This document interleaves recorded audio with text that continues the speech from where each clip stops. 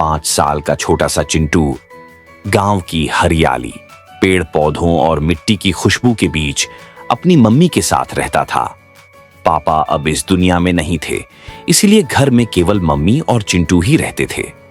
चिंटू के पास खेलने के लिए कोई दोस्त नहीं था। दिन भर वह घर के आंगन और पास के खेतों में घूमता रहता। मम्मी ने कपड़े से उसके लिए एक छोटा सा झूला बना दिया था। उसी झूले में झूलना उसका सबसे प्यारा खेल था। पर उसके पास न तो अच्छे खिलौने थे, न ही पढ़ाई का सामान।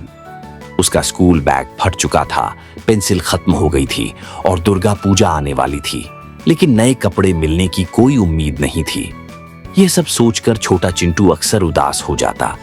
गांव के पास एक पुराना पेड़ था। धीरे धीरे वह पेड़ ही चिंटू का सबसे अच्छा दोस्त बन गया। चिंटू घंटों उसके नीचे बैठा रहता और उससे बातें करता। एक दिन चिंटू का मन बहुत जोर से केक खाने का हुआ, लेकिन मम्मी के पास पैसे नहीं थे। उदास चिंटू पेड़ के पास गया और पेड़ से बोला, मुझे केक खाना है, लेकिन कौन देगा, कहां से मिलेगा? पेड़ खामोश रहा। चिंटू आह भरकर चला आया। अगले दिन जब वह स्कूल से लौटकर पेड़ के पास गया तो उसने देखा पेड़ के नीचे एक घड़ा रखा है। उसमें झांक कर देखा तो उसकी आंखें चमक उठीं। घड़े में केक रखा था और साथ ही कुछ और खाने का सामान भी।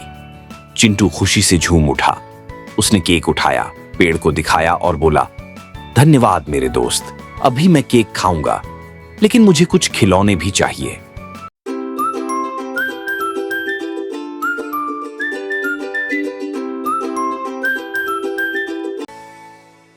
वह झूले पर बैठकर केक खाने लगा।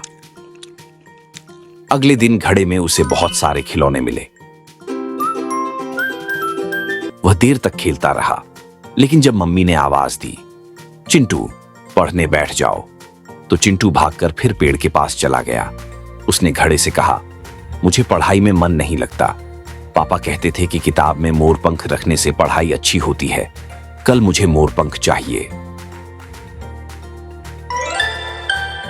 अगली सुबह सचमुच घड़े में सुंदर मोर पंख रखा था। चिंटू खुशी से नाच उठा। उसने किताब में मोर पंख रखा और मन लगाकर पढ़ने बैठ गया। फिर उसने पेड़ से कहा, अगले हफ्ते दुर्गा पूजा है, मुझे और मम्मी को अच्छे कपड़े चाहिए, तुम दोगे ना? पेड़ की डालियां जैसे हौले हौले झुककर हामी भर रही हों। चिंटू अगले दिन बहुत खुश था। वह सोच रहा था कि स्कूल से लौटकर घड़े से नए कपड़े लाएगा। लेकिन उस दिन तेज बारिश शुरू हो गई, इतनी कि घर से बाहर निकलना ही मुश्किल हो गया। बारिश लगातार 2 दिन तक चलती रही। तीसरे दिन जब मौसम साफ हुआ, चिंटू दौड़ता हुआ पेड़ के पास पहुंचा, लेकिन वहां घड़ा नहीं था। केवल पेड़ के सूखे पत्ते जमीन पर बिखरे थे। चिंटू की आंखों से आंसू बह निकले। उसकी सारी उम्मीदें टूट गईं।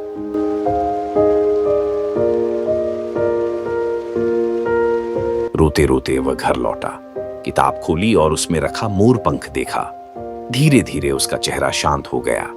उसने सोचा, कपड़े और खिलौने तो नहीं मिले, लेकिन इस मोर पंख की जादू से मैं मन लगाकर पढ़ाई करूंगा। जब बड़ा आदमी बनूंगा तब मम्मी की सारी ख्वाहिशें पूरी करूंगा। ये सोचकर छोटा चिंटू मुस्कुराया और किताब खोलकर मन से पढ़ाई करने बैठ गया।